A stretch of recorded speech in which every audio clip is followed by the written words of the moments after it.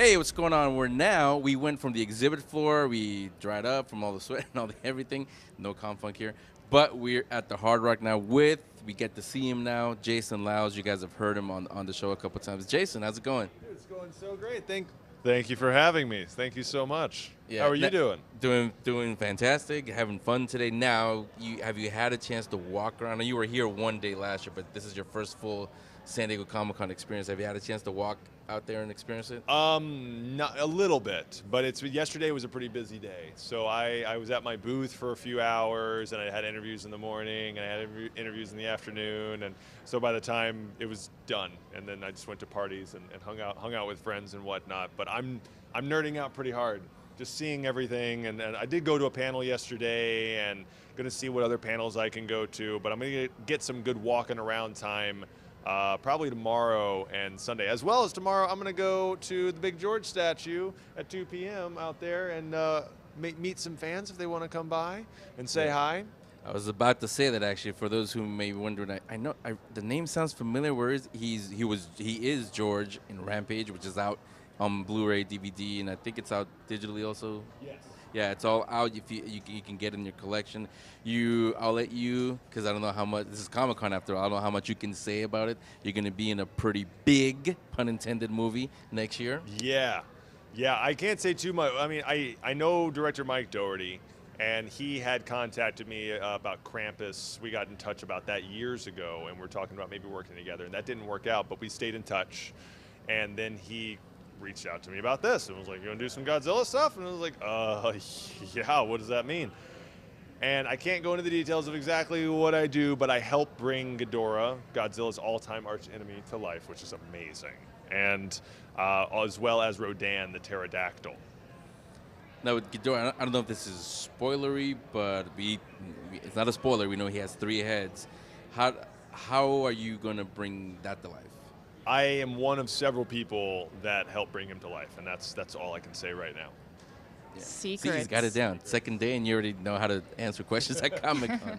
I feel like you're lucky because you're capable of seeing everything at Comic-Con just based on your height. Yeah.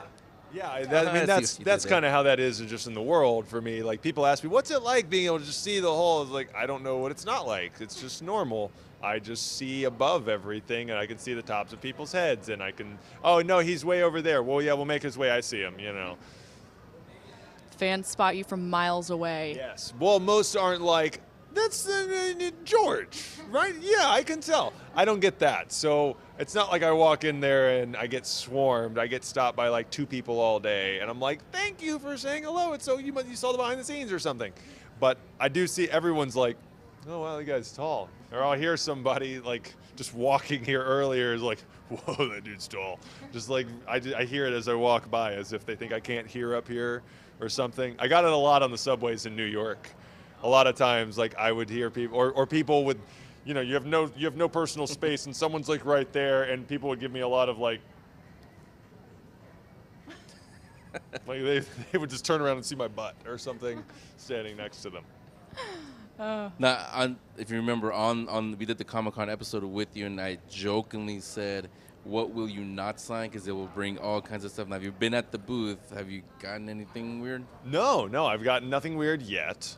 Everyone's wanted one of our photos from Rampage or Death Note or something, or the Death Note Funko Pop signed, but I don't think anyone's brought a personal item yet. So still waiting for that first like, oh, can't sign that. No, can't. No, we have these or no. So we'll so you do have some standards on what you're not going to sign. I don't know. I'll have to take it on each thing. Okay, let me evaluate, but I don't know. We'll have to see just what people bring. Yeah, like we said on the show, no body parts, especially not if they're not attached to the body. Yeah. I mean, maybe if you want me to sign your arm or something, like, you want me to, okay. Like, it's probably going to rub off, but, you know. Now, let me get the fan point of view, not Jason the actor, but the Jason the fan point of view. Now that, again, like you said, I mean, it's not done as only the second, third day as we're recording this, but now that you're out here and you're on the other side instead of as a fan, but you're a fan of comics and the genre movies yourself, what is seeing it, seeing the people here, what does that mean to you? Seeing them, how happy they are being out here at San Diego Comic-Con. It's awesome. I mean, I am a fan. I am a nerd, so I'm nerding out with them, and I'm fanning out with them at everything that I see, and then I want to go over and check out that booth when I have time, and I got to go over there, and hopefully we can make that panel. And so to see everybody else nerding out, like I just feel like I'm just with my people. Like they're all big nerds like I am. So, and then to see them nerd out about something, to walk by the George statue and see people taking pictures of that, that's really cool. Plus, it's really cool to just stand there and nobody really know. Nobody, like I just watch people or kids take a picture or something. That's fun to see people reacting to something that I had a hand in making. So I'm very much surrounded by friends. They're strangers, but they're all very good nerd friends. Yeah, now you've been doing great with the mocap, but there's a running joke with Doug Jones, who's a friend of ours on the show. Hopefully you don't go that route where he gets great roles, but you never get to see his face. Yeah. I mean, do you want to hopefully in the future get roles where we can see Jason? Yes, definitely. I started that way in college in theater, and there are actually a couple of things we're looking at this fall that we're talking about that would be good old human Jason. So a couple of series that we're looking at. So you might be able to see me just as me in something very soon. But there are also, of course, non-human fun things that we're looking at too that I just can't turn down because they're awesome. They're so much fun. They're some of the most fun characters in projects. So I'm gonna try to do a healthy combination of both. And back in I'm not 900 years old, I like Yoda, but back when I was younger, there was only Peter Mayhew. You think of somebody tall in movies. Now it seems like not just in acting, but just in everyday life, there are people that are getting taller and taller. I don't know, maybe everybody's drinking their milk or something. But to someone who's out there, who's your height, maybe even taller, and is thinking, you know what, I want to act, I want to be part of this. How can I do that? What would you tell them? I was told I was too tall for years. And I just said, well, I don't care what you say. I want to be an actor. And then I found a niche of these non-human characters in makeup when I played aliens on Men in Black 3 with Rick Baker. And that showed me, because he asked me to come back again and again and again, and just the way that he and the other makeup artists treated me and kind of responded to me when my height and how much they loved it, that showed me, but there is a place I really fit. There's no matter who you are, what you are, how you are, there is a way that you can get your art out there and that you can do what you love. Like just because, listen to Arnold Schwarzenegger. One of his rules is don't listen to the naysayers. They don't know what they're talking about. If someone's like, yeah, but no one's ever done that before, Arnold's response is, great, I'll be the first one. And really that's the attitude that I took with it, and find where you do fit. And then fully accept that and don't resist it like, well, I don't want to do that. Well, if that's where you fit, maybe that's what you should do. And then you could do that and then you could branch out. So my plan was when I saw people like Doug Jones and Peter Mayhew and Doug Tate and Javier Botet and all these great actors that have played roles in practical effects, I thought, great, I have a body like that. I'm going to tailor myself to be the best version of me that I can for that. Then once I get established, maybe I'll get some roles like Ryuk, like George.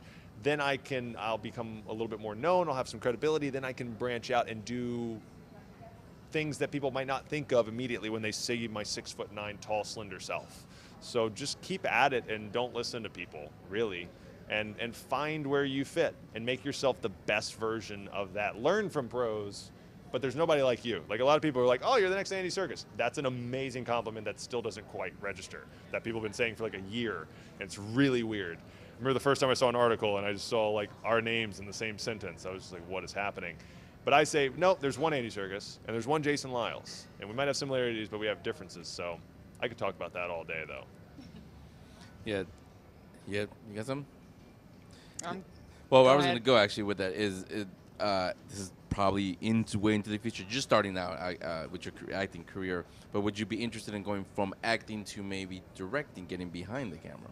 I have thought about that, but I've seen directors like Adam Wingard, like Brad Payton, like Michael Dougherty, and they're amazing at what they do. And I learn so much every time I watch them, but I realize how much I don't know. And I'm still learning so much as an actor because every character is totally different. No matter how much experience you get, each character is like, oh my gosh, this is a whole new thing I have to tackle. So I'm still trying to be the best actor, maybe, because I do like to have that creative control, and I do have some ideas. but it would have to be the right one to make me, man, because the director, they just, whereas I put in the months of prep and then maybe 3 months of filming, they're putting in like a year and a half, 2 years, or if you're James Cameron doing Avatar movies, like a decade. So you really have to want to do that really, really a ton. So maybe. Or if you get signed to a Marvel movie where you're like, I got 12 pictures. That is true. Then yeah. Then there's that, and then you're doing that for like 20 years. So right now I'm going to stick to trying to be the best actor I can be, but I would very much be open to looking at directing in the future. Yeah, cool. So again, Rampage is out on Blu-ray, on the, what is it called, the Ultra HD, the really fancy one. It's on digital. Yeah, it's on there.